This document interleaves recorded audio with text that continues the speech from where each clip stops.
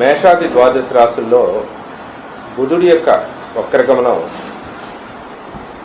June 29వ తారీఖు నుంచి July 23వ తారీఖు వరకు కర్కాటక రాశిలో పునర్వసు నక్షత్రంలో వక్రించినటువంటి బుధుడు మొన్న జూన్ 29వ తారీఖు 2026న జరిగినటువంటి బుధుడు మళ్ళీ మిథున రాశిలోకి పునర్వసు నక్షత్రం 1వ పాదం వరకు వక్రగమనంలోకి వెళ్ళి వక్రత్యాగం జరిగి జూలై 24వ తారీఖు నుంచి సవ్య దిశలో మళ్ళీ ఆగమనం జరిగేటువంటి పరిస్థితులు ఉంటాయి.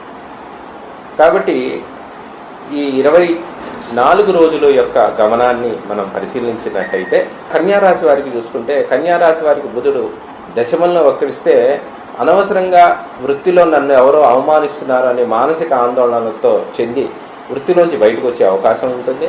కొత్త ఉద్యోగాల వేటలో ఉంటారు. కాబట్టి ఈ సమయంలో వృత్తి విషయంలో తొందరపాటు నిర్ణయం తీసుకోవద్దు.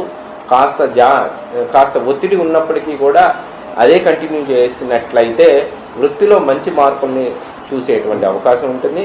ఆరోగ్య విషయంలో తగు జాగ్రత్తగా ఉండటం చాలా ఉత్తమం.